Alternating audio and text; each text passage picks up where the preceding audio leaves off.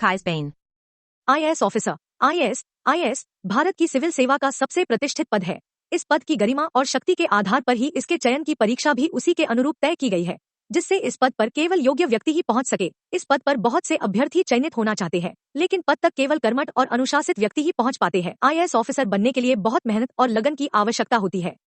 आप मात्र district collector या डिस्ट्रिक्ट मजिस्ट्रेट तक ही आईएएस को न देखें। भारत जैसे देश में सभी विभाग के प्रशासनिक मुखिया व सचिव ज्यादातर वरिष्ठ आईएएस ही होते हैं। कैबिनेट सचिव, भारत सरकार का सचिव, किसी राज्य का सचिव या किसी भी केंद्रीय मंत्रालय का सचिव आईएएस ही होते हैं। भारतीय प्रशासनिक सेवा में सबसे बड़ी रैंक आईएएस को ही दी गई है, इसीलिए देश के किसी भी उच्च पद पर बैठने वाला अधिकारी निश्चित रूप से आईएएस को दिया जाता है।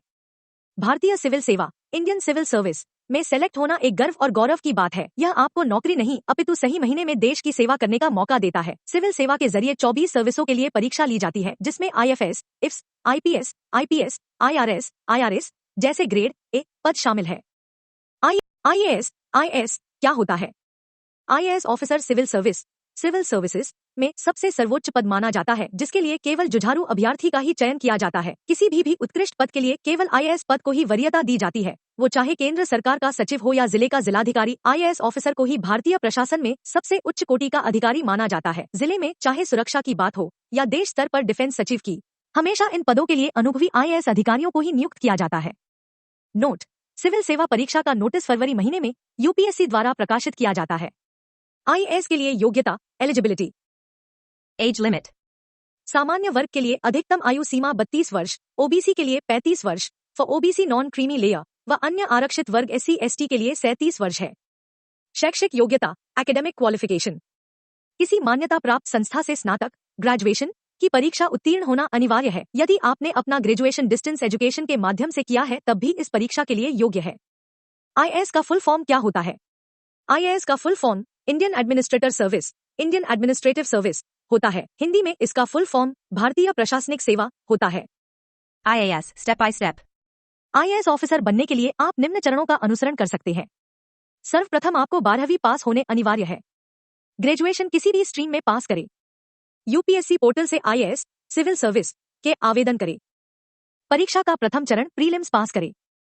परीक्षा का द्वितीय चरण मेंस मुख्य परीक्षा पास करें। परीक्षा के दोनों चरण के बाद इंटरव्यू में सफलता प्राप्त करें। सभी परीक्षा चरण के बाद LBSNA एकेडमी में विस्तृत ट्रेनिंग प्राप्त करें। आईएएस ऑफिसर बनने के लिए आपको संघ लोक सेवा आयोग यूपीएससी द्वारा आयोजित सिविल सेवा परीक्षा पास करना जरूरी है। आईएएस सिलेक्शन प्रोसेस या आईएएस बनने के लिए आपको आईएएस परीक्षा के चरणों के विषय में ज्ञान होना जरूरी है। 1. ग्रेजुएशन परीक्षा पास करें। यदि आईएएस बनना चाहते हैं तो आपको यूपीएससी परीक्षा के लिए ग्रेजुएट पास होना जरूरी है। आपका पहला पड़ाव अच्छे अंकों से अपने विषय अनुसार स्नातक परीक्षा पास करना है। ऐसे करने से आपको फंडामेंटल बहुत अच्छे हो जाएंगे और परीक्षा के लिए आप गहन अध्ययन कर पाएंगे। 2. आईएएस परीक्षा के लिए पैटर्न का आकलन करें। ग्रेजुएट पास करने के बाद आपको आईएएस परीक्षा का कोर्स व सिलेबस समझने में बेहद ही आसानी होगी। आपको यूपीएससी परीक्षा के लिए सिलेबस, प्रारूप व पिछले साल के प्रश्न पत्रों को देखना चाहिए। ऐसा करने से आपको परीक्षा का एक विस्तृत दृश्य मिलेगा, जिससे आप परीक्षा का अध्ययन परीक्षा की जरूरत के अनुसार कर सकते हैं। आईएएस परीक्षा का सिलेबस व प्रारूप इस आर्टिकल के अंत में दिया गया है। 3. यूपीएससी परीक्षा के लिए ऑनलाइन आवेदन करें। हर साल की तरह आईएएस परीक्षा के लिए ऑनलाइन रजिस्ट्रेशन फरवरी माह में शुरू होता है, जिसके लिए आप यूपीएससी ऑफिशियल पोर्टल upsc.gov.in के माध्यम से अपना आवेदन जमा कर सकते हैं। फॉर्म भरते वक्त आप अपनी जानकारी आधार कार्ड व अकादमिक डॉक्यूमेंट के अनुसार ही भरे, ताकि आपको आगे जाकर किसी भी चरण में लापरवाही का सामना न करना पड़े। परीक्षा के लिए ऑनलाइन आवेदन करना बेहद ही आसान है व यदि आप कंप्यूटर व इंटरनेट चलाना जानते हैं तो आप बेहद ही सरलता से आईएएस के लिए ऑनलाइन पंजीकरण कर सकते हैं। 4. यूपीएससी प्रीलिम्स परीक्षा पास करें। आईएएस का फॉर्म भरने के बाद आपकी प्रीलिम्स परीक्षा आयोजित की जाती है, जिसमें सामान्य अध्ययन, जनरल स्टडीज व CSAT से संबंधित प्रश्न पूछे जाते हैं। अगले चरण में पहुंचने के लिए आपको यूपीएससी परीक्षा का प्री चरण जरूर पास करना होगा। यह एक क्वालिफाइंग राउंड है। इसके मार्क्स मेरिट लिस्ट में नहीं जोड़े जाते हैं। 5. यूपीएससी मुख्य परीक्षा मेंस पास करें। प्री परीक्षा के पास करने के बाद आपको बेहद ही महत्वपूर्ण मेंस परीक्षा देनी होती है। इस चरण में सामान्य अध्ययन, निबंध आधारित सवाल पूछे जाते हैं। इस चरण के अंकों को मेरिट लिस्ट में गिना जाता है व आपका सिलेक्शन इसी चरण पर निर्भर करता है। 6. लिखित परीक्षा के बाद इंटरव्यू पास करें। यदि आपने प्रीलिम्स और मेंस दोनों चरण बाखूबी पास कर लिए हैं तो आपको अगले चरण के लिए तैयार रहना होगा। यह एक साक्षात्कार इंटरव्यू परीक्षा है, इसमें आपसे लिखित संबंधित कुछ भी नहीं पूछा जाता है। इसमें आपकी सक्रियता, गंभीरता सहित अन्य पर्सनालिटी टेस्ट लिया जाता है। इस परीक्षा से प्राप्त अंकों की भी मेरिट लिस्ट में जोड़ा जाता है। 7. LBSNA में ट्रेनिंग करें। यदि आपने यूपीएससी सिविल सेवा परीक्षा पास कर ली है तो आपको एक प्रभावशाली ऑफिसर बनाने के लिए आयोग द्वारा ट्रेनिंग LBSNA कैंप में दी जाती है। यहाँ से ट्रेनिंग पूरी कर आपको देश सेवा के लिए आपकी योग्यता अनुसार फील्ड स्तर भी ट्रेनिंग दी जाती है। IAS परीक्षा प्रारूप, एग्जाम फॉर्मेट। प्रारंभिक परीक्षा, प्रीलिमिनरी एग्जामिनेशन। मुख्य परीक्षा, मेन एग्जामिनेशन। साक्षात्कार, इंटरव्यू। प्रारंभिक परीक्षा में सामान्य अध्ययन के 2 पेपर होते हैं। प्रत्येक पेपर के लिए 200 अंक निर्धारित रहते हैं। इस परीक्षा में वस्तुनिष्ठ प्रश्न पूछे जाते हैं। प्रत्येक गलत उत्तर के लिए 1/3 अंक की कटौती की जाती है। इसलिए यदि आपको प्रश्न के सही उत्तर की जानकारी हो तभी आपको उत्तर देना चाहिए, क्योंकि अधिकांश 1 या 2 नंबर कम होने पर अभ्यर्थियों को असफल घोषित कर दिया जाता है, जिससे आपकी सारी मेहनत व्यर्थ हो सकती है। IAS ऑफिसर की ट्रेनिंग कैसे होती है? IAS ऑफिसर ट्रेनिंग यूपीएससी द्वारा ली गई परीक्षा के सभी चरणों में सफलता प्राप्त करने के बाद आयोग द्वारा मेरिट लिस्ट निकाली जाती है, जिसके आधार पर अभ्यर्थियों का चयन किस पद पर होगा निर्धारण किया जाता है। मेरिट लिस्ट में अव्वल अभ्यर्थियों को IAS रैंक दिया जाता है, बाकी सभी को अन्य पदों का वितरण उनकी सूची में स्थान के आधार पर किया जाता है। जिसके बाद ट्रेनिंग के लिए चयनित अभ्यर्थियों को लबसना LBSNA भेजा जाता है, जहां से उन्हें 2 साल की ट्रेनिंग कैंपस में ही दी जाती है व उसके बाद MA की डिग्री पब्लिक प्रशासन में नवाजी जाती है। IAS की सैलरी व सुविधा, भत्ता, अलाउंसेस एंड पर्क्स। सैलरी एक IAS को लगभग 56,100 से 25,000 रुपए प्रतिमाह का वेतन प्रदान किया जाता है। आवास, एकोमोडेशन। एक IAS को तैनाती के साथ जिले या राज्य में जहां पर पोस्टिंग होती है वहां के प्रतिबंधित क्षेत्र में डुप्लेक्स बंगला प्रदान किया जाता है। जिला आयुक्त या मुख्यालय में पोस्टिंग होने पर भी उसे यह लाभ दिया जाता है। परिवहन, ट्रांसपोर्टेशन। एक IAS अधिकारी को आने जाने के लिए कम से कम 1 एवं अधिकतम 3 सरकारी वाहन चालक सहित प्रदान किए जाते हैं। वाहन का ईंधन एवं रखरखाव सरकार के द्वारा वहन किया जाता है। IAS के कार्य व जिम्मेदारी, IAS ड्यूटी रिस्पॉन्सिबिलिटी।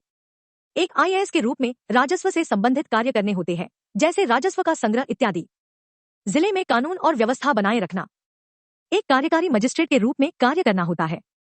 एक IAS को मुख्य विकास अधिकारी, CDO या जिला विकास आयुक्त के रूप में कार्य करना होता है। जिले में राज्य सरकार और केंद्र सरकार की नीतियों को प्रभावी ढंग से लागू करवाना। नीतियों की निगरानी के लिए औचक निरीक्षण करने के लिए यात्रा करना इत्यादि। वित्तीय मामलों को मानदंडों के अनुसार सार्वजनिक निधियों में व्यय करने की जांच करना।